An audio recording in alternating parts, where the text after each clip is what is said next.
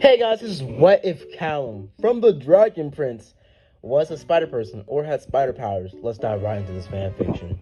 Extra Diddy.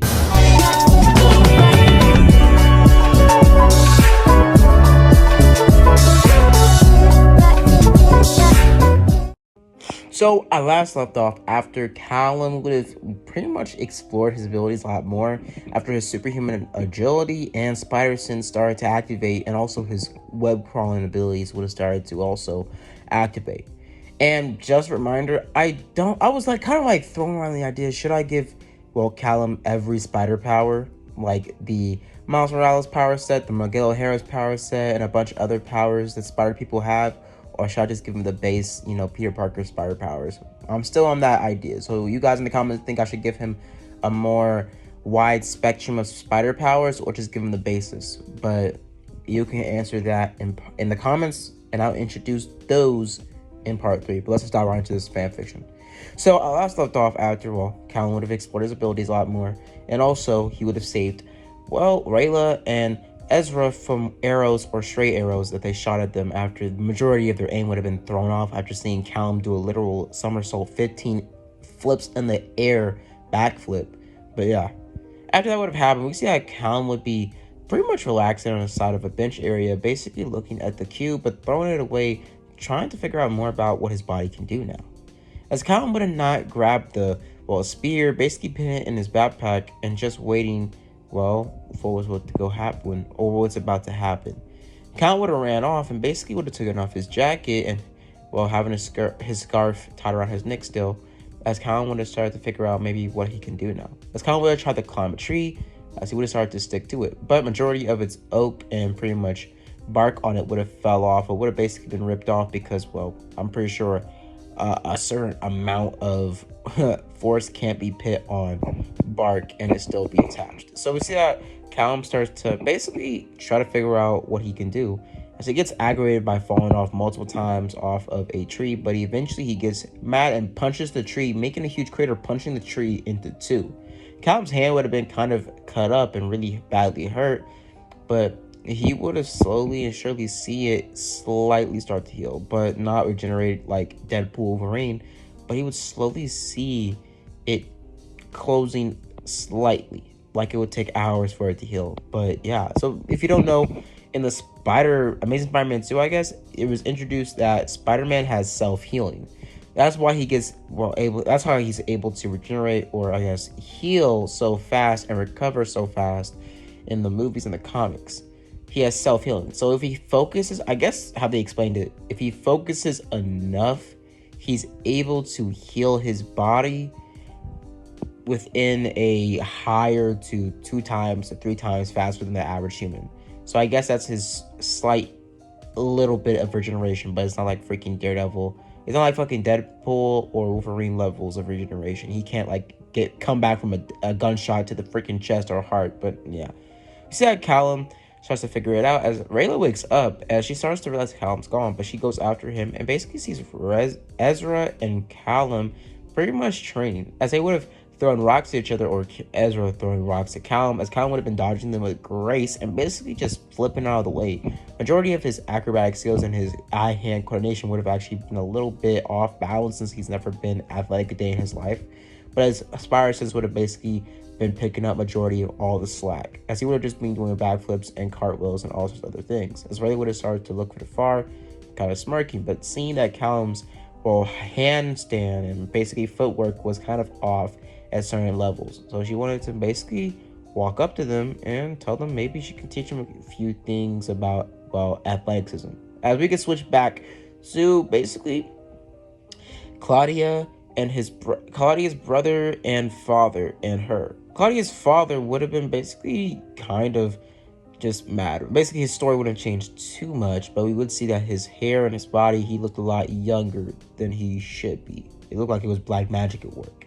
But we could switch back to Rhea, as Rhea would have been on a pretty much cliff top after she would have done some training with Ezra and Callum, mainly Callum, to try to figure out what he can do. But we see that she starts to try to cut off her wristband with her knife, but it isn't working at all. Like, it doesn't happen, but it's binded to her. But we see that Callum or not Callum, but we see Ezra here screaming in the distance as she runs after they're thinking they're in trouble. As we see that Ezra points to Callum as Callum started messing with the lightning globe earlier on. As he starts messing with it, but basically her saying, hold on. So you're telling me you're trying to do a spell without knowing the ending of it? As Ezra says, yeah, but like maybe if you throw it to her, maybe it'll stop. As basically Callum says, that's an awesome idea. Ezra and Callum would have been on board, but just say Rayla would have said, hell no. What the fuck are you talking about right now? Man, you ain't gonna throw a lightning ball at me. As she basically tells him, don't do it. As he says, I'm gonna do it. As he chucks the lightning orb, or a literal storm trapped in a glass orb, at this poor girl. And her hair is staticked up, bro. Has the Pokemon special on, bro. Has the Sonic special. As she basically just pissed off. But she says, why would you do that? But it's whatever. But we have to get moving now to Zadia.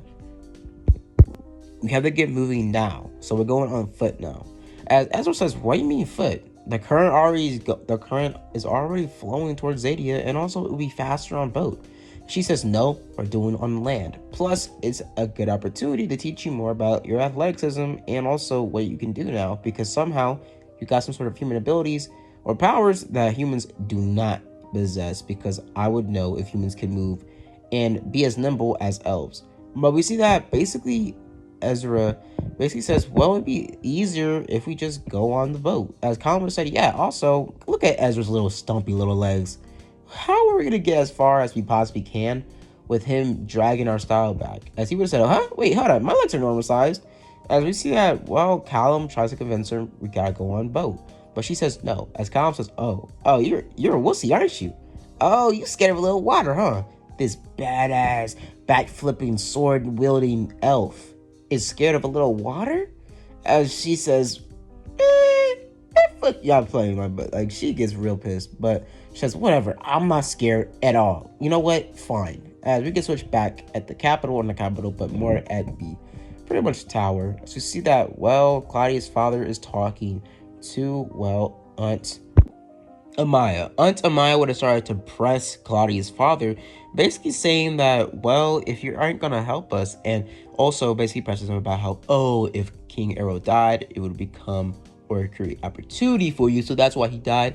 You wanted this, didn't you? And she starts to press him, but eventually her pretty much translator says that if you are so bent on helping him and basically sacrificing your life for him, which definitely somehow went wrong, might as well help us find his children. She says, he goes on about how they're gone, Amaya, captured by a moon shadow elf. What could I possibly do? As she says, they're alive. They have to be. As they basically spread off, as he says, well, it doesn't matter. Fine, we'll start a search party, but we're not doing anything more than that. As you see that, Amaya realizes and notices that his hair and his gray hairs and his body seems younger now. He also doesn't even need a walking cane anymore, and he seems stronger than ever.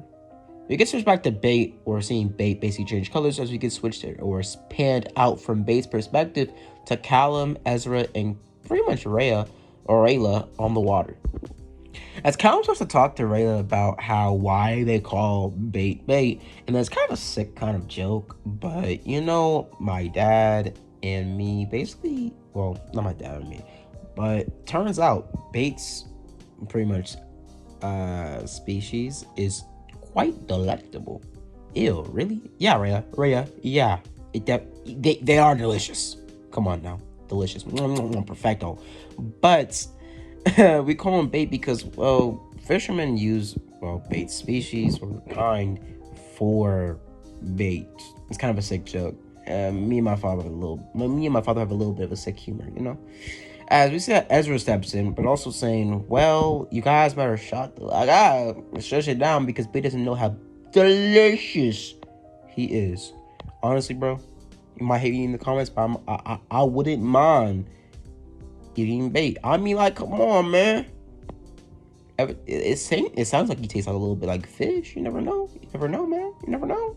But no, he probably tastes more like a lizard or something like that. But yeah, it's crazy how bored you can be for you to start imagining, oh shit, how good would how good would a grilled or smoked Pikachu taste? I'm just curious. Like, would you guys like legitimately eat Pokemon? Like in the Pokemon world, they would have to eat Pokemon at certain points because, like, let's be real, Pokemon are the only animals in that world. It's no normal animals in that world. So think about it. Would you eat a Charmander? Would you eat a Pikachu? I would eat a Squirtle. I don't care, man. I would eat a Compacha. I don't know what it's called. That goldfish, that golden fish or whatever. I love a little fish. I love a little grilled fish. Come on, I love a little smoked fish. But enough of that. And we can switch back to basically Rhea and basically them talking. But we can switch back to, well, the funeral site of King Harrow. Amaya is, well, in her midst. She's tweaking, she's sad, but she also tries to talk to her, pretty much translate her about what are we gonna do, as we see that it seems like Claudia's father has changed. Black magic at his work. He seems younger, more powerful than ever. We can switch back to, well, Claudia, Callum, Ezra, and Bait as they're on their way, but basically Rhea is getting, motion sick. She's getting seasick. She's tweaking. She's feeling weak. She's not feeling the best. We see that, well, Callum, well, tries to have, or has an idea, maybe to get her mind off the whole, like, she's definitely seasick or something, but he basically goes on and tells her, oh, well, you know what? I'm going to ask you 5 questions. You want to do that for me? She says, please don't. He says, too late. I've always heard stories when I was younger about how Zadia is a magical place with magic everywhere and every corner and every turn. And she would have said, yeah, that's basically what it is. Magic everywhere. And he says, wow, really? It must be weird having magic everywhere you see. And she says, it's not weird. It's pretty much in everything.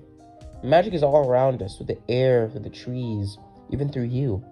Only explanation about what you can do is because of magic. You are magic. And so is that orb, and so is that cube. Or it at least can detect magic. I'm magic. Everybody is connected by the flow and the power of magic through everything. It's not weird at all. As Callum says, wow, that's amazing. As she says, it's pretty much like, well, nature. Everywhere you look, it's nature. As he would have said, wow, that sounds amazing. I can't wait to see it. But didn't it work, huh? As she says, huh? As he goes on about, well, didn't it make you feel better to hear about Zadia, to talk about it, and to get your mind off of the boat? As she shakes her boat a little bit, she says, stop it, Callum, as she chuckles a little bit. As we see a little bit of a glimmer of, well, a little bit of a romance starting. As Callum basically chuckles too, as she says, well, what's your next question? He says, question 2. How your parents like? As she goes on honestly, I got a little sad by this, but honestly, when I look back at it, it's kind of funny. Bro, she goes on and says, they're dead. Callum is shooketh. He's confuffled. I mean, damn, D. Kane style, bro's confuffled. He's like, oh, I didn't know. We see that Callum looks over and says, I didn't mean to. As he notices and his Spirison starts to flare up, everything becomes slowed down for him. As he sees that Ezra's looking behind him, as he looks behind himself and he sees a waterfall coming up, or not a waterfall, but more of as a drop in water as they're going faster now. As she says, hold up. I'm sick and tired of questions, Callum. I don't want to answer you. As he says, wait. It's not questions. It's just saying, like, are you sure you're scared of water? She says, I'm done with her questions, Callum. As she basically is told, no. This isn't a question. I'm just asking. Well, it's a question, but I'm just asking.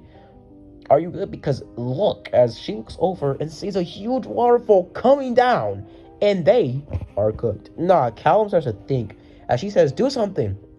Pull it over. As Callum looks over and tries to do something, as he tries to figure out maybe he should use his weapon or something, but they're already getting thrown down in rock slides and more drops in the water.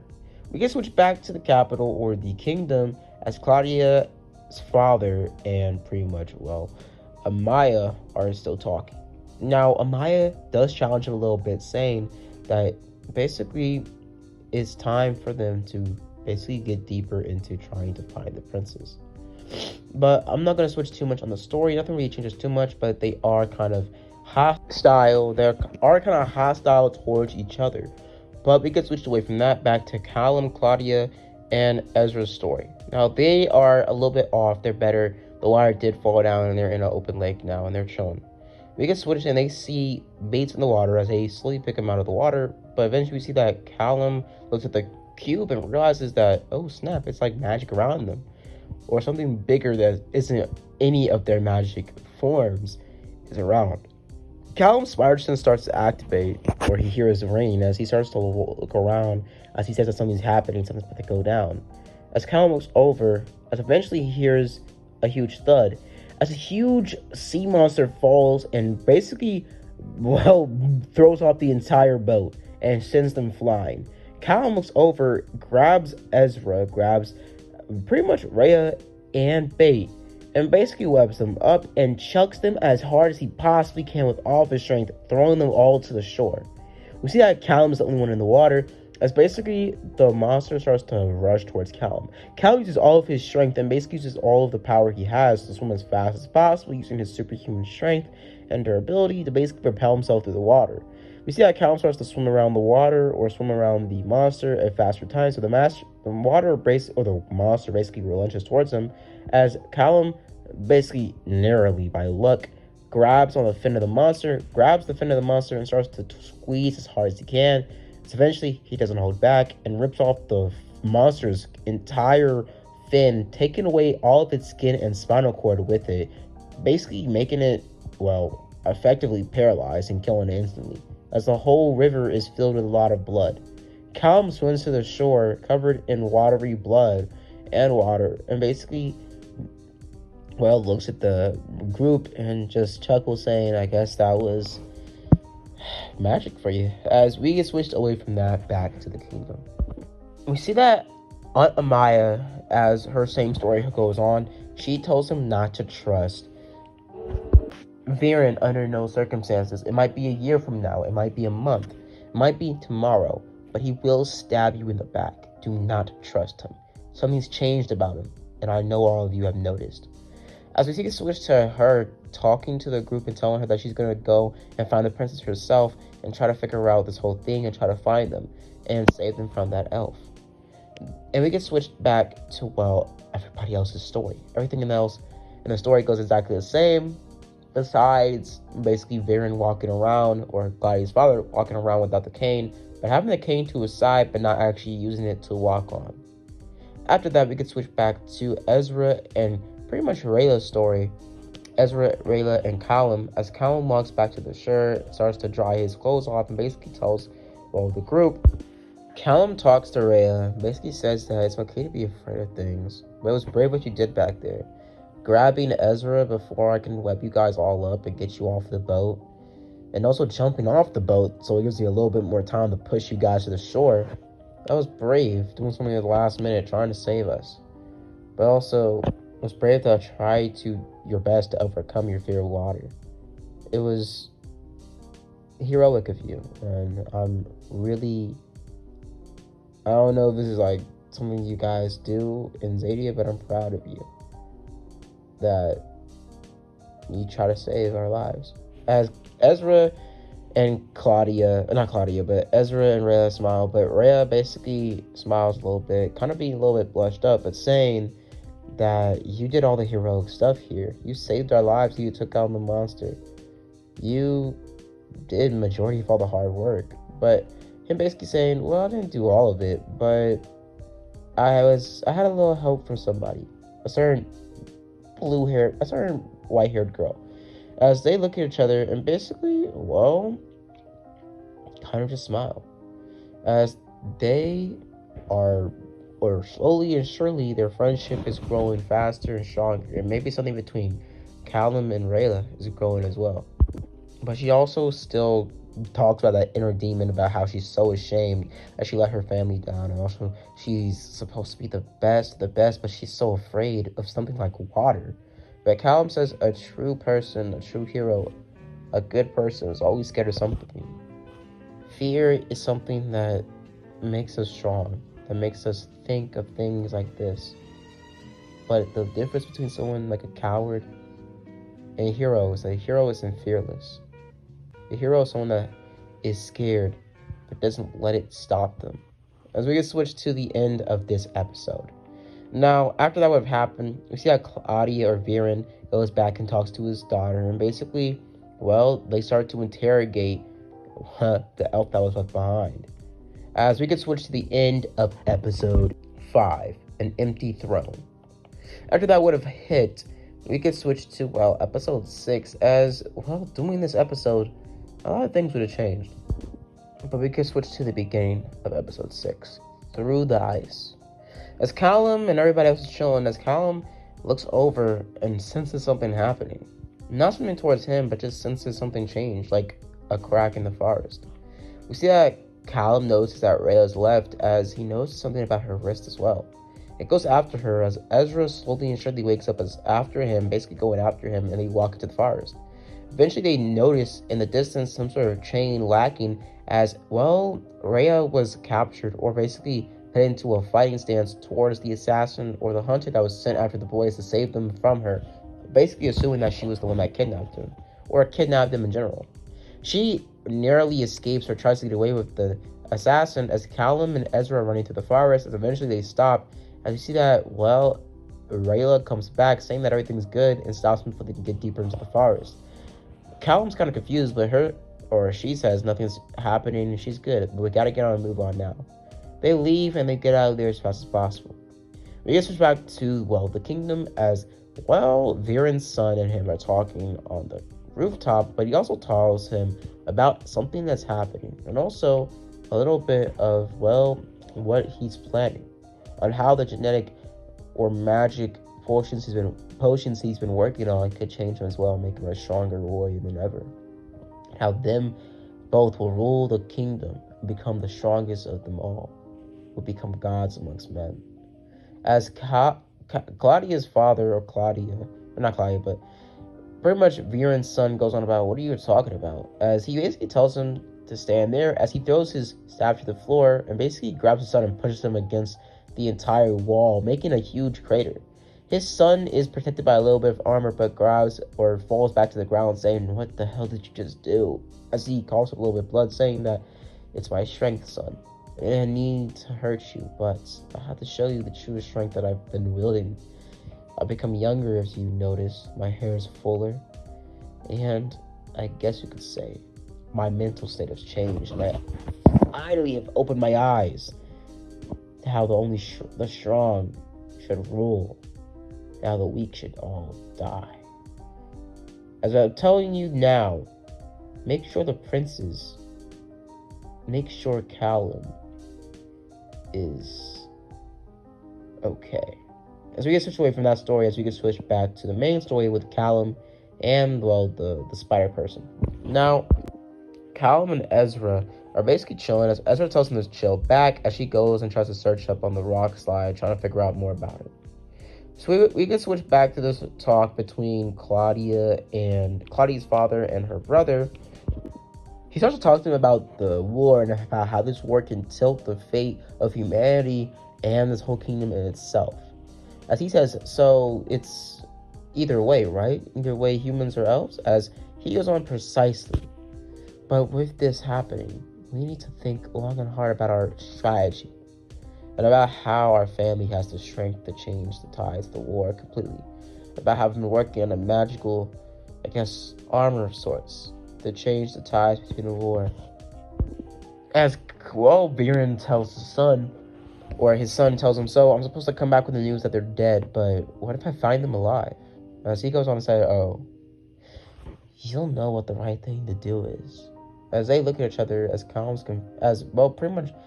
Viren's son is confused, saying, what do you mean, Dad? He says, you'll know the right thing to do, son. You are my blood.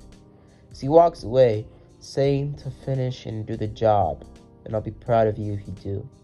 As he also walks back towards his son, giving him a green vial, telling him when he's weak, when he needs the strength the most, to take it. But be warned, when you take this, you will be changed, son. He walks away and basically, well, Claudius's brother looks at the vial and just puts it in his back pocket, not thinking about it and trying to figure out more and more about why his father met and how is his father this strong, this powerful now, and how his father has changed so much. We can switch back to, well, the snowy areas of the forest as Callum and pretty much Ezra and Rayla are all talking, but Rayla also tries to think more about the Jews, but we see that basically majority of the story goes exactly the same, but we see that Rhea actually does get pressed by Callum asking her about the wrist thing and about how it's getting worse and worse. She talks and she gets pressed. Eventually her spilling the beans about how it's a secret tie that she can't get off, and she has to meet some sort of wizard or something of the sort to get it off. As Callum tries to grab it and uses all of his strength he can muster up to rip it off as hard as he can, as he hasn't yet reached the peak strength of a Spider-Man yet, but he starts to pull it off as hard as he possibly can, as he stretches it just enough, like a centimeter of space, but not enough to release any type of real pressure. As pretty much we see that Ezra and Rayla kind of sigh out of pretty much disbelief, mainly Rayla, as she says that it's not helping. None of you can help me right now. She walks off. We do switch back to Claudia, and Claudia trying to track down the princess with magic, but her getting stopped by her father.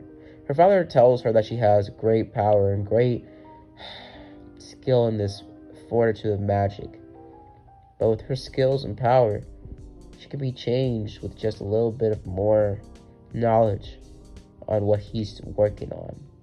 We get switched back to the mountainsides, the snowy area, as pretty much we see that they're tracking and going deeper and deeper and deeper into the Iceland. As, well, basically, Callum